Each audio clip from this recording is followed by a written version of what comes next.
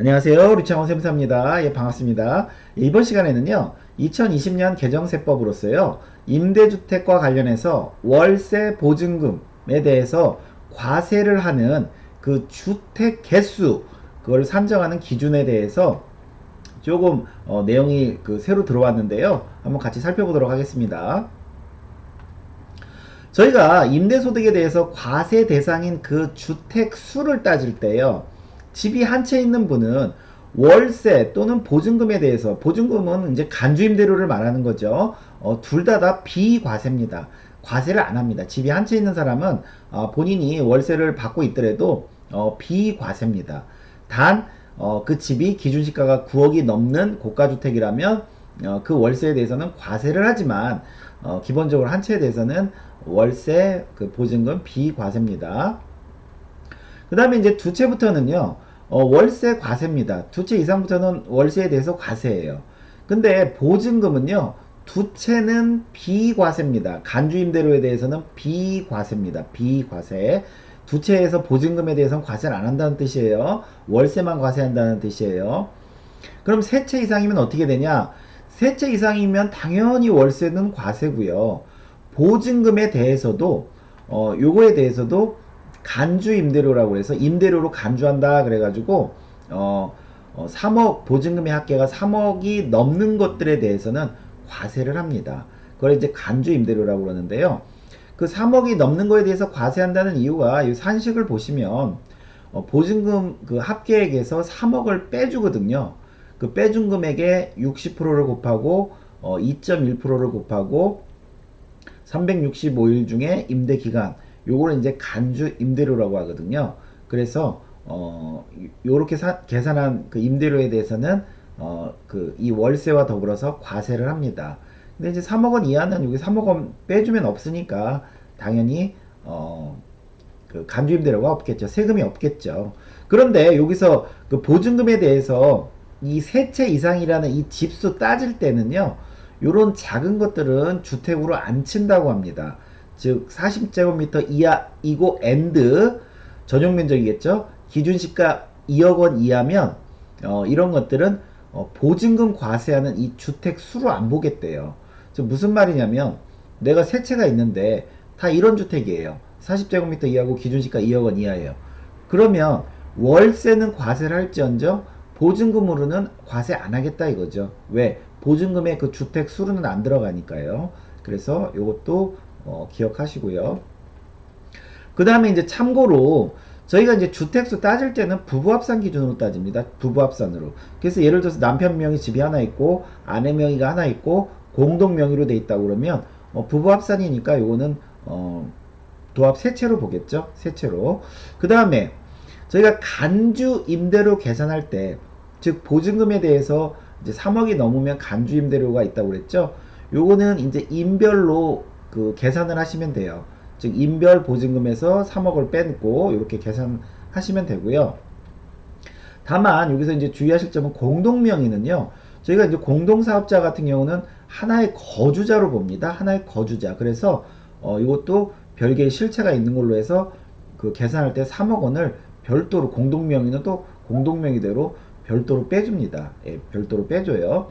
그래서 각자 세 채 이상이면은 보증금에 대해서 간주임대료를 계산할 것인데 각자 보증금에 대해서 이렇게 빠질 수 있다 계산할 때 이것도 참고로 알으시고요.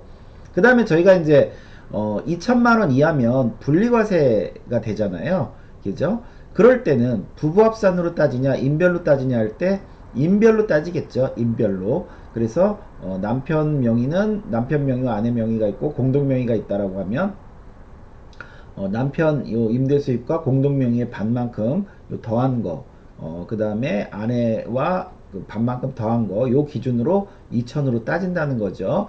요거는 이제 기존에 과세와 관련해서 원래부터 있던 규정이고 요 규정은 계속 유효하니까요. 좀 참고 삼아 알으시면 좋을 것 같고요. 그러면 이제 주택수와 관련해서는 어떤 부분이 좀 바뀌었느냐? 일단은 이렇습니다. 저희가 일단은 기본적으로 공유주택 있죠? 지분으로 되어 있는 주택. 이럴 경우는 최다 지분자의 소유를 봅니다. 지분이 제일 큰 사람의 주택으로 본다는 거예요. 집수 따질 때, 뭐 예를 들어서 나랑 형이랑 뭐 상속받은 집이 있는데 형의 지분이 크다. 그러면은 이거 집 개수 따질 때 이건 형의 집 걸로 본다는 거죠. 내 걸로 안 보고. 근데 만약에 어, 지분이 그 동일하다. 지분이 만약에 동일하다 그러면 당사자 간의 합의에 따라서 결정을 하든가 아니면 합의가 없으면 그냥 각자 그냥 집수로 각자 하나씩 있는 걸로 이렇게 따지겠다는 거죠. 각자 하나씩 있는 걸로. 그 다음에 이제 다가구나 이제 다가구 주택 같은 경우는 보통 저희가 이제 한 채로 보죠. 한 채로.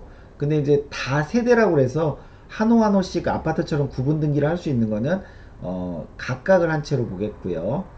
그 다음에 내가 이제 임차하거나 전세를 하고 있는 중에 전대나 전전세를 놨다고 그러면 그건 일단 임차인이나 전세받은 자의 주택으로 해서 계산을 합니다.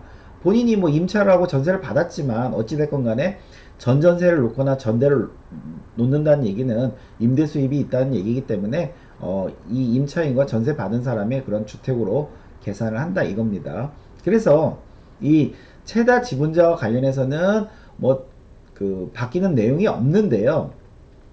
이 소수 지분자와 관련해서도 이제 좀 내용이 첨가가 됐어요. 무슨 말이냐면 소수 지분자지만 야 연간 임대소득이 그 600만 원 이상이냐? 그러면 이거는 좀 작은 게 아니니까 소수 지분자도 주택이 있는 걸로 계산해라. 이런 내용이고요. 그 다음에 기준 시가가 9억이 넘는 집인데 지분을 30%를 초과해서 갖고 있냐? 그럼 너도 주택이 있는 걸로 보겠다. 우리 그 이 과세 관련한 주택수 따질 때 말하는 거예요. 그 다음에 이제 부부와 관련해서도 구체적으로 이렇게 이제 새로 그 내용이 신설됐습니다. 부부가 이제 지분으로 소유할 경우 일단은 그 지분이 큰 자의 것으로 본다고 합니다. 부부 중에서 지분이 더 큰 자의 남편이 아내보다 더 크면 이건 남편의 집으로 본다 이거죠. 그래서 그 월세는 남편의 월세로 보겠죠. 그 다음에 부부의 지분이 동일한 경우는 뭐 이제 서로 합의에 따라서 누구의 집으로 이제 정할 수 있다 이런 내용이고요. 그래서 요 2번과 3번을 좀 주목하셔야 될 것 같아요. 임대소득이 600만 원 이상이면 그 소수 지분자라도 주택수로 넣는다 이거죠. 그 다음 기준시가가 9억 원을 초과하는 주택에 30% 지분을 초과한다라고 하면 이것도 소수 지분자도 주택수로 넣는다 이거죠. 이 주택수 넣는 게 왜 중요하냐면 그 주택수에 따라서 두 채가 되냐 세 채가 되냐가 될 수가 있기 때문에 그런 거겠죠. 그죠? 그래서 사례를 한번 보면 이렇습니다. 그 A주택을 갑이 A라는 주택을 단독으로 소유하고 있습니다. 뭐 단독으로 소유하고 있는데 이렇게 보증금 1억에 월세 50만원씩 이렇게 받고 있고요. B주택은 공유로 갖고 있습니다. 예를 들어서 형님과 같이 공유주택으로 갖고 있어요. 근데 본인은 지분율이 40%고 형은 60%라 본인은 최다 지분자가 아니에요. 이럴 경우 근데 월세는 130만원입니다.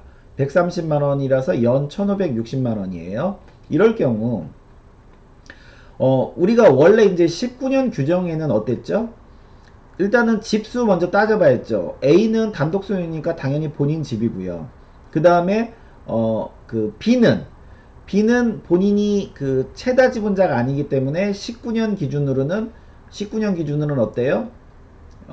그 주택수로 계산을 안 했습니다. 계산을 안 했기 때문에 어때요?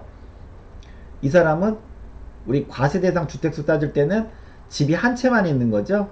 한 채만 있는 거기 때문에 비과세였습니다. 비과세. 그런데 이제 20년도부터는 어떻게 된다는 거죠? 비록 너가 소수 지분자지만 연간 임대소득이 600만원 이상이냐? 연간 임대소득이? 그러면 한번 보시면 지금 이 B에서 나오는 총 그 월세는 140만원이고 연 1560만원이에요. 그렇다면 나의 지분율 40%만큼 곱하면 한 624만원이기 때문에 그 600만원이 넘죠. 600만원이 넘죠. 그렇기 때문에 이런 경우는 2020년도부터는 너도 집이 있는 걸로 보겠다. 그래서 너는 2주택자다 이거죠. 2주택자. 그럼 우리가 2주택자면 뭐라고 그랬죠? 제가 2주택자면 월세에 대해서 과세한다고 그랬죠? 보증금에 대해서는 과세를 안 하고요. 그래서 이제 20년도부터는 이런 케이스는 월세에 대해서도 소득세 신고를 해야 된다. 이런 내용이고요. 보증금은 당연히 비과세겠죠. 두 채니까요. 그 다음에 이제 을이란 사람은 A주택은 단독 소유고요. B주택도 단독 소유입니다. 단독 소유. 그러면 일단은 이제 집이 일단은 두 채는 확보했고요. C주택을 한번 보죠. C주택은 공유주택인데 최다 지분자는 아니에요. 그래서 최다 지분자 아니구나. 그다음에 보증금에 대해서 간주임대로 계산해도 얼마 안 되는데 문제는 기준시가가 9억이 넘죠. 9억이 넘고 지분율이 30%가 넘죠. 초과되죠. 이런 경우는 제가 뭐라고 그랬죠? 기준시가가 9억을 초과하는 30% 지분이 30%를 초과하는 경우는 소수 지분자도 주택수로 계산한다고 그랬죠. 지금 무슨 얘기예요? 이 사람은 요 소수 지분자지만 이 C도 이 지분만큼 주택이 있는 걸로 보는 거죠. 그래서 당연히 월세에 대해서 즉 19년도에는 최다 지분자가 아니었기 때문에 C는 의뢰 지불을 안 받습니다. 의뢰 지불을 안 봐서 A와 B만 월세에 대해서만 과세를 했는데 이제는 어떻게 된다는 거죠? 2020년도부터는 집이 A, B, C 세 채이기 때문에 뭐에 대해서도 과세한다? 뭐에 대해서도 보증금에 대해서도 과세를 하겠다. 왜? 저희가 집이 세 채 이상이면은 보증금에 대해서도 과세를 한다고 그랬죠. 단 이제 40제곱미터 이하 앤드 기준시가 2억은 이런 것들은 주택 수로 포함하지 않는다고 그랬고요. 그래서 20년도부터는 이런 경우는 보증금에 대해서도 간주임대로에 대해서 계산을 한다. 이렇게 좀 내용이 바뀌었다는 거, 특히 요거 2번, 3번 좀 주목하셨으면 좋겠습니다. 네, 오늘 수업 여기까지 하겠습니다. 감사합니다.